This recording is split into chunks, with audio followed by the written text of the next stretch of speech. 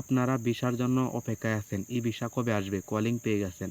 দেখেন ই-ভিসা চলে আসলে কিন্তু আপনাদের এজেন্সি আপনাদের কাছ থেকে টাকা পয়সা নিয়ে আপনাদেরকে মালয়েশিয়া পাঠিয়ে দিবে। আপনি যে কোম্পানিতে আসতেছেন, যেই কোম্পানিতে আপনার কলিং হয়ে গেছে, ওই কোম্পানি নাম লিখে গুগলে সার্চ করবেন।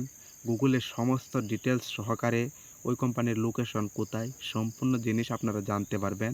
ওইখান থেকে আপনারা যাচাই বাছাই করবেন ওই কোম্পানিতে কীরকম সুযোগ সুবিধা, ওই কোম্পানিটা কীরকম, ওই কোম্পানিতে কতজন মানুষ কাজ করে। প্রথমেই আমি বলবো এই ভিডিওটা করতেছি আপনাদের কমেন্টের উপর ভিত্তি করে। বর্তমান সময়ে কমন একটি প্রশ্ন করতেছেন, ভাই কলিং পেয়ে গেছি, ভিসা পেন্ডিংয়ে আছে, আমরা কি মালয়েশিয়া যেতে পারবো? মালয়েশিয়া গিয়ে কি কাজ করতে পারবো? এবং কোম্পানিতে গেলে কোম্পানি কত টাকা করে আমাদেরকে দিবে? ভাই বিষয়গুলো আমাদেরকে জানাবেন। ভিডিওটা ধৈর্য সহকারে দেখবেন এবং এই চ্যানেলটা সাবস্ক্রাইব করে পাশেই থাকবেন।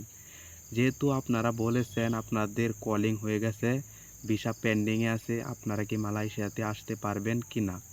দেখেন ভাই, আপনারা যেই এজেন্সির কাছে মেডিকেল করেছেন ওই এজেন্সি তো অবশ্যই নিয়োগ অনুমতি পাইছে। নিয়োগ অনুমতি যদি না পায় তাহলে কলিং কিভাবে পাইছেন?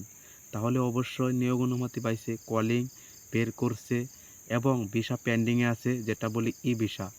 ই ভিসা যদি যেই ১.৫ মাস সময় আছে, এই সময়ের ভিতরে যদি কমপ্লিট করে ফেলে তাহলে কিন্তু অবশ্যই মালয়েশিয়া আসতে পারবেন। বর্তমান সময়ে মালয়েশিয়ার বেসিক স্যালারি কার্যকর হয়ে গেছে ১৭০০ রিঙ্গিত।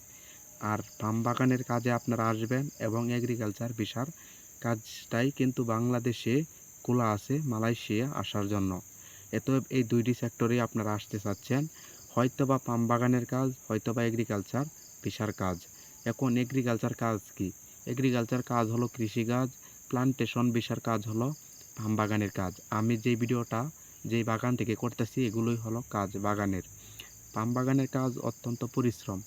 যারা মালয়েশিয়ার পাম বাগানে কাজে আসবেন অবশ্যই জেনে শুনে আসবেন। আপনারা ভিসার জন্য অপেক্ষায় আছেন। ই-ভিসা কবে আসবে? কলিং পেয়ে গেছেন। দেখেন ই-ভিসা চলে আসলে কিন্তু আপনাদের এজেন্সি আপনাদের কাছ থেকে টাকা পয়সা নিয়ে আপনাদেরকে মালয়েশিয়া পাঠিয়ে দিবে। অনেক ভাই প্রশ্ন করেন মালয়েশিয়ার পাম বাগানে নাকি মাছ ধরা যায়?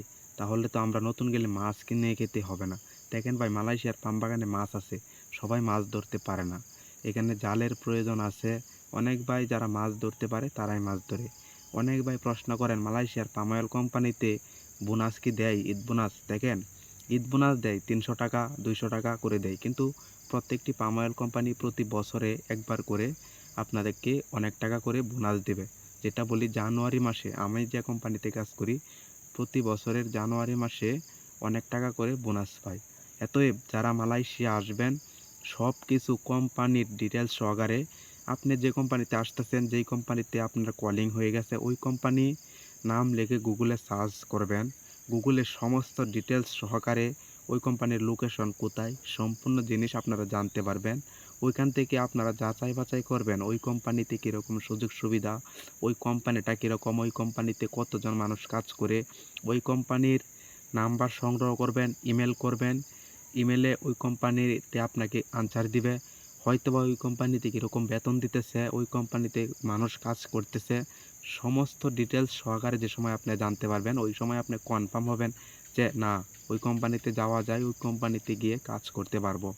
আরেকটি বিষয় আমি বলে রাখি, বর্তমান সময়ে মালয়েশিয়া আসবেন, আপনাদের কোম্পানি যদি আপনাদেরকে বেতন টেতন ১ মাস ২ মাস ঘোরায় তাহলে অবৈধ হবেন না। বর্তমান সময়ে মালয়েশিয়াতে পর্যাপ্ত পরিমাণ চাপ আছে ইমিগ্রেশন বিভাগ থেকে। যারা মালয়েশিয়াতে অবৈধ আছে তাদের অবস্থা সিরিয়াস। সামনের মাসে মালয়েশিয়ান সরকার ঘোষণা দিয়েছে যারা মালয়েশিয়াতে অবৈধ আছে সবাই যেন আত্মসমর্পণ করে ইমিগ্রেশন পুলিশের কাছে।